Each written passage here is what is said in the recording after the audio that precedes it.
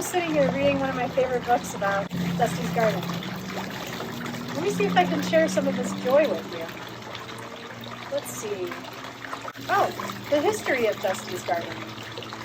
Dusty's Garden was created in 2007 after one of our clients, Susan Bergamy, came to our hospital to euthanize her pet, Dusty, a golden retriever.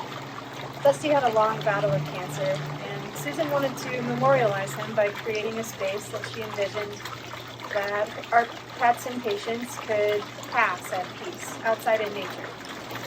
So Susan donated the money for us to create this Dusty's Garden, and we have a nice little plaque here of Dusty in the garden.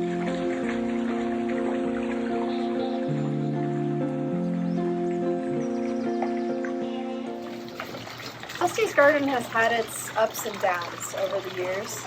If you've been here longer than a few years, you've probably seen that. This year, I'm thinking is an up year.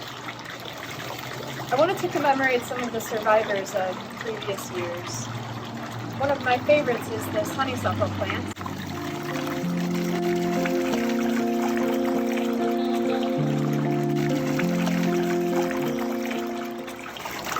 We also have the survivors, the daylilies.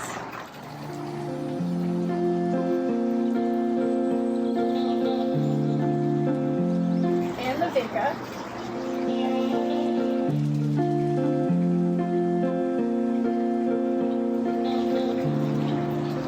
To be honest, we can't get rid of the vinca. And then there was this tiny, sad little hosta that we found, and we just could not euthanize her, so we let her live. She lives over there.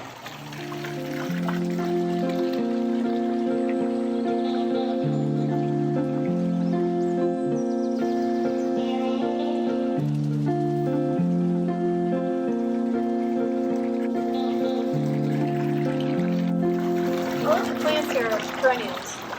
That means they'll survive the winter and come back next year. Aside from a few plants, one is the petunias, which I'm sure you know what those look like. We also have this little annual purple plant that I can't remember the name of her, but she's doing well.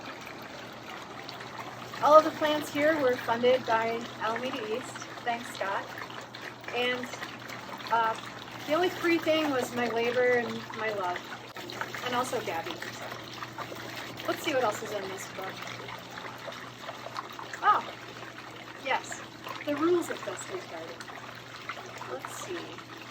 Rule number 1, no elimination in Dusty's Garden. I think you know what I mean.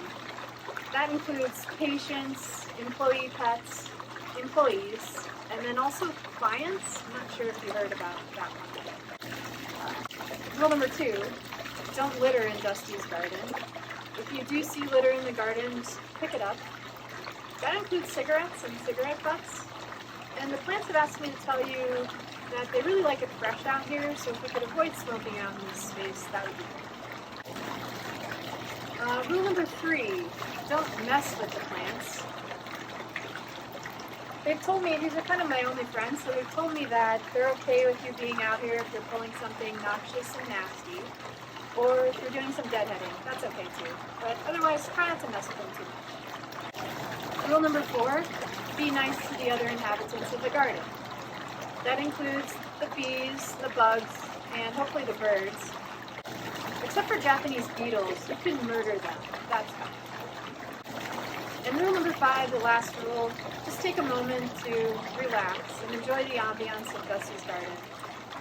These are 5 pretty simple rules, so I think if we can all follow these together, we can all enjoy the magic of Dusty's Garden.